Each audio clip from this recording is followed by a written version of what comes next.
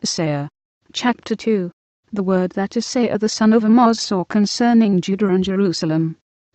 And it shall come to pass in the last days, that the mountain of the Lord's house shall be established in the top of the mountains, and shall be exalted above the hills, and all nations shall flow unto it. And many people shall go and say, Come ye, and let us go up to the mountain of the Lord, to the house of the God of Jacob, and he will teach us of his ways, and we will walk in his paths. For out of Zion shall go forth the law, and the word of the Lord from Jerusalem.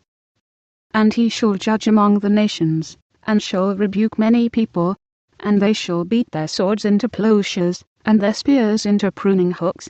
Nation shall not lift up sword against nation, neither shall they learn war any more. O house of Jacob, come ye, and let us walk in the light of the Lord. Therefore thou hast forsaken thy people the house of Jacob, because they be replenished from the east, and are soothsayers like the Philistines, and they please themselves in the children of strangers.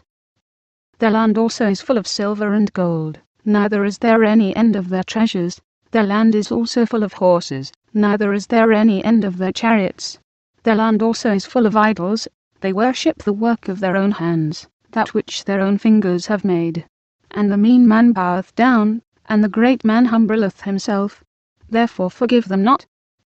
Enter into the rock, and hide thee in the dust, for fear of the Lord, and for the glory of his majesty. The lofty looks of man shall be humbled, and the haughtiness of men shall be bowed down, and the Lord alone shall be exalted in that day.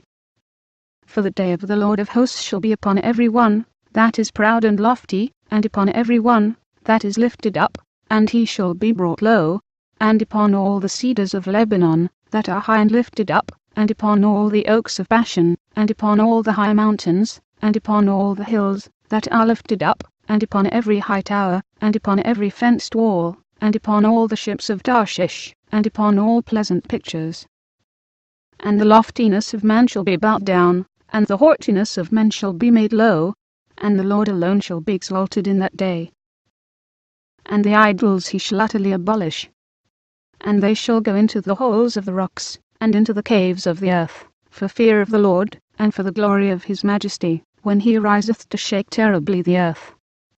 In that day a man shall cast his idols of silver, and his idols of gold, which they made each one for himself to worship, to the moles, and to the bats, to go into the clefts of the rocks, and into the tops of the ragged rocks, for fear of the Lord, and for the glory of his majesty, when he riseth to shake terribly the earth. Cease ye from man, whose breath is in its nostrils. For wherein is he to be accounted of?